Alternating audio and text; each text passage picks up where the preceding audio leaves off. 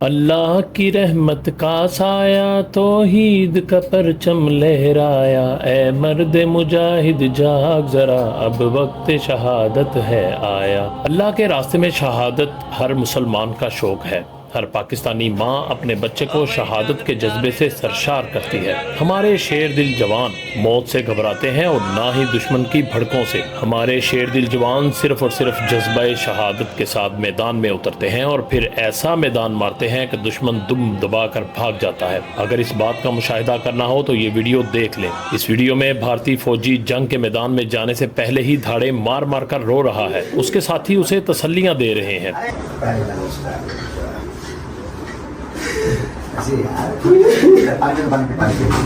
अरे यार बिल्टू लग जैसा रो रहा है तो ऐसे नहीं रोते यार, चुप कर यार। ये दोनों साथ में तो रोते बहुत ही है। अरे यार ये तो बहुत खतरनाक रोने लग गया यार। अरे यार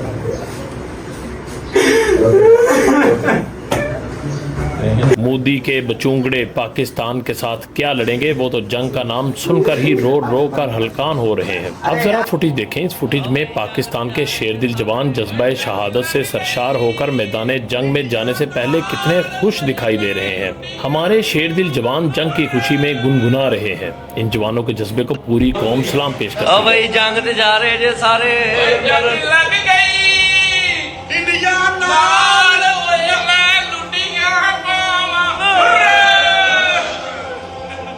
इसीलिए इकबाल ने कहा था, शहादत है मतलूब मकसूद मोमिन, न माल गनीमत न किश्वर किशाई।